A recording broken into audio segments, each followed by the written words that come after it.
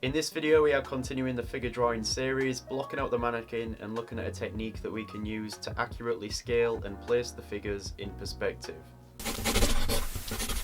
So in a previous video we had taken a look at the proportions of the human figure, and now we are going to put that information to use. In that video we had divided the figure into 8 head units and ended up with a grid which helped us map out the various parts of the body.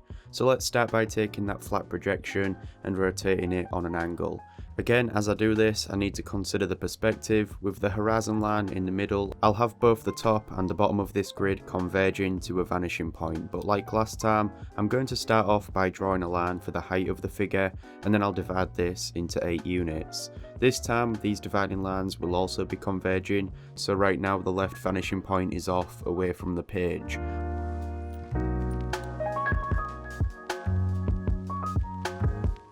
We have the main centre line which we started off with on the left, and seeing as this is being drawn in perspective, we have to consider the convergence. So to duplicate this side across, we use a technique that involves drawing a line from the corner here through the centre until it meets this horizontal line that is converging to that vanishing point. And once we have that point, then we can draw it in that next side of the grid.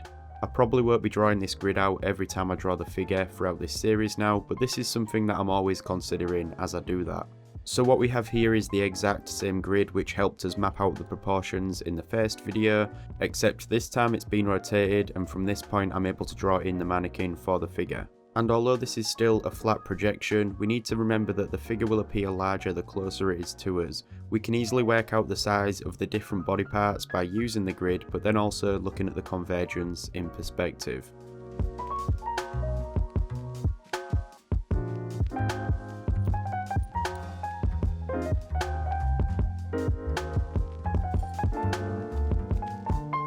So yeah, as you can see here, there's no 3-dimensional forms yet, but we could actually build on top of this and extrude some of these projections out. Or like I'm going to do here, I'm just going to bring these lines outwards and use them to help me draw the figure once again, but this time in perspective.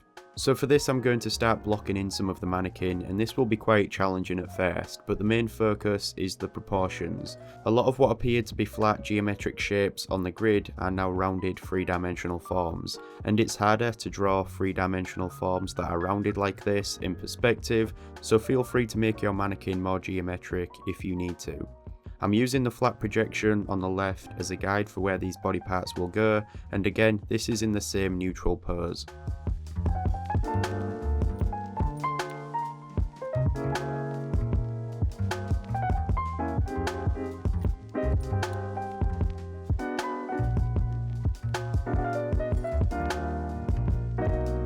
So now you can see the relationship between the flat projection and how the grid can be used when we draw the mannequin block out in perspective. For this example, we had this horizon line coming across the centre of our figure, and so anything above the horizon line we'd be looking up at, and anything below we'd be looking down on.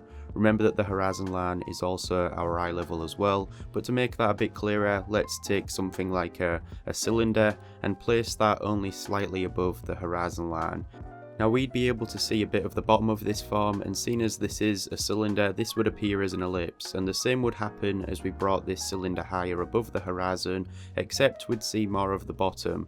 And I'm just freehanding in these ellipses and guessing, but it should illustrate the point that I'm making. Like if we did this below the horizon, we would see the top of the cylinder, and so this also happens when we draw the figure like we have just done here. So throughout this episode I'm just going to be drawing the mannequin in that neutral pose to keep things simple for the time being, and then in the next one we can start creating different poses. One thing that I am going to change though is the position of the horizon line and also the angle of these mannequins. Okay, let's start off with a simple example again, but this time I'm going to put the horizon a bit higher and make it at the same level as the figure's eye line. Remember the horizon is our eye level as well, so this would be as if we were standing at the same height looking at the figures in this scene. So let's draw the height of the figure and divide this into 8 units. We know how to do this from the previous video, and so I'm just going to quickly map this one out. Again, I'm working in perspective now, so we have to consider the vanishing points, and I'm also going to be blocking out our first mannequin here.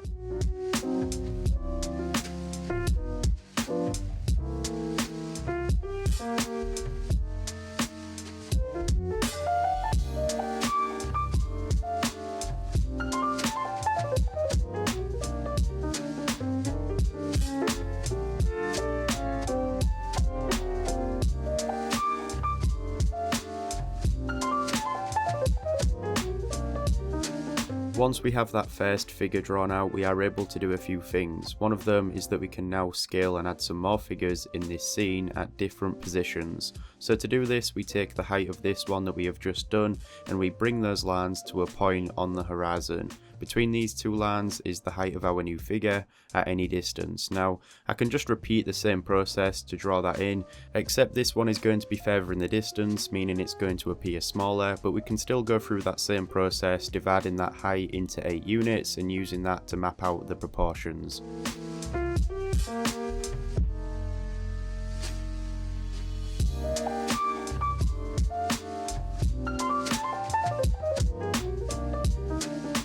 So now let's look at some more examples and add some more figures into this scene at different positions. I'm going to use the mannequin that we have just done and bring him across to the right of this scene. This one will be at the same height because it's at the same distance away from us, and so I just need to bring those lines across, keeping them parallel with the horizon line, and now I can draw that one in.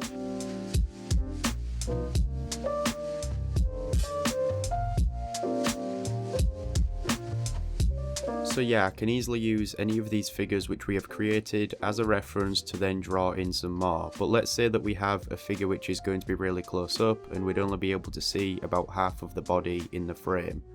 What we can do then is, instead of taking the full height, I just use 4 units and bring some lines from that point to the horizon through one of the figures, and that will give me the height of the top half of this figure that's further forward. So you don't just have to use the full height of the figure, because sometimes it's not practical, like with this one that I'm drawing in here. We are only able to see the top half of the body, so we can just project that part instead of the bottom part. The other part is out of the frame, so we can't see that anyways. But you can pretty much do this with anything, whether it's an object in the scene or anything really. You can just scale the dimensions in perspective using this technique. And with this figure right now, I'm just blocking this in whilst considering the perspective as well and the convergence. And here's another example just to finish this off. But yeah, that's how we can draw figures to scale in perspective, and it's a really simple technique. So now some of you might be thinking that's a useful technique and everything, but what happens if you want to draw a figure that's going to be higher up or lower down on a different ground plane? And not to worry, because we're going to look at that now. So let's start off like we usually do and place the horizon line up here, meaning that we are now looking down on the figures in the scene this time. Now I'll establish the position of the first figure, which we will use as a reference to then draw the rest. And I'm just doing this in time lapse because at this point I've drawn the mannequin block out a lot of times. But the next thing I'm going to do is block out some objects in this scene for the next figure. The next figure is going to be standing on them. So again, I'm just doing this with one vanishing point and keeping this simple. Okay, so let's say that we want our figure to be stood on top of this box here, and the first thing we do is find the point where I want the figure to be stood, and this is going to be on the ground plane below the top of that box. So what we do now is pretty much the same as we did in the last example. I take a line from the bottom of this mannequin that I'm using for reference, and I bring it through that position that I've just made for the new figure until it meets the horizon. I then have a line from the top of the reference mannequin going to that point on the horizon as well, and between these lines that I've created gives us the height of the figure if it was going to be stood here on this same ground plane, but it's not, because this time we want to bring it up to the top of this box, and so we can use the edge of this box to find the exact position, and then all we have to do is project the same height directly upwards. And so this is really simple. This will give us the height of the figure standing on the box at that point.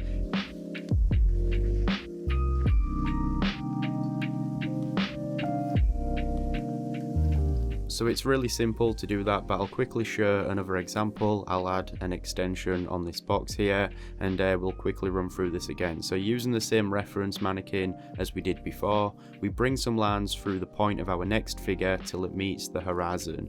That gives us the height of the figure on the same level as the reference mannequin, so then we just simply take the same height and bring it upwards.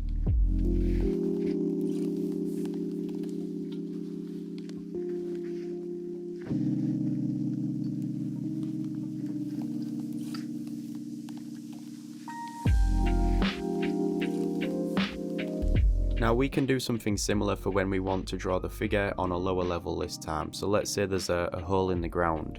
I'll figure out a point on the side of the wall and bring the lines from the reference mannequin through that point to the horizon again, and I'll create that top line that would give us the height.